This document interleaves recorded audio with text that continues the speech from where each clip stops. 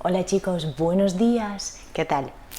A ver, hoy vamos a hablar del futuro simple. Today we're going to speak about the future tense, and we are approaching the end of our course and the end of the amount of grammar that we had to study during the beginner course.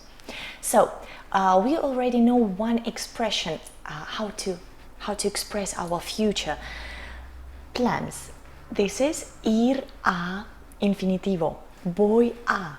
But the difference between this expression and the future tense that we're going to study is that ir a más infinitivo explains our plans, explains something that we organized, we have written, taken down, so something that we planned. Future simple is not used to express our plans. It is used to express something spontaneous. For example, some predictions, some ideas when we are not sure. Okay, we just say it. For example, when we spontaneously react on somebody's words. For example, somebody says, "You have to call Anna." And you say, "Le llamaré mañana." I will call her tomorrow. So it's not a plan, I just react spontaneously on it. So I will use the future simple. El futuro simple. Some examples. Iré a verte la próxima semana. Okay, I will do it, but it's not a plan, not yet. It's just, okay, kind of promise. But I'm not obliged to do it. Also, we use it when we don't know exactly the answer. It helps us to express that we are not sure. For example, ¿cuántos años tendrá? How many years will she have? Tendrá 16 años.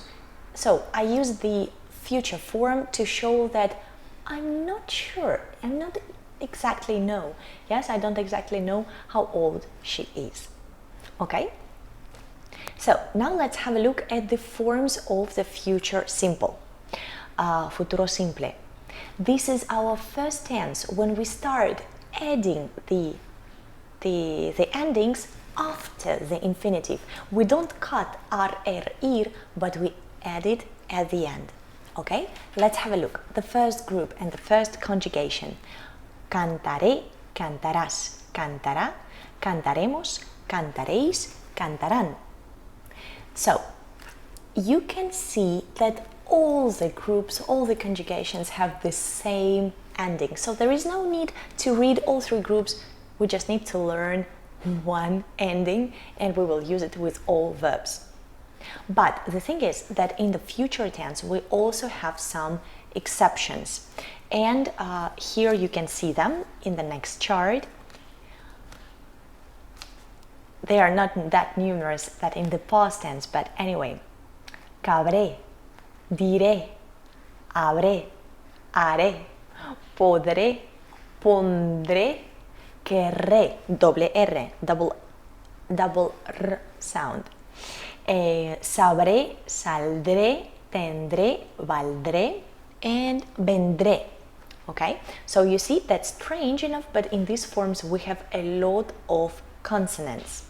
And just slowly we're going to practice them. By the way, if you pay attention to these verbs, you will see that these are the verbs which are irregular in all the tenses. So in the future they are also irregular. Okay, so let's practice. First we're going to practice just the future form, and then later we're going to see the difference between the future simple y the construction ir a más infinitivo.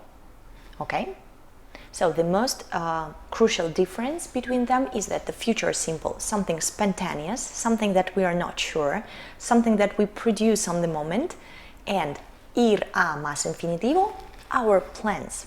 Okay, let's do it.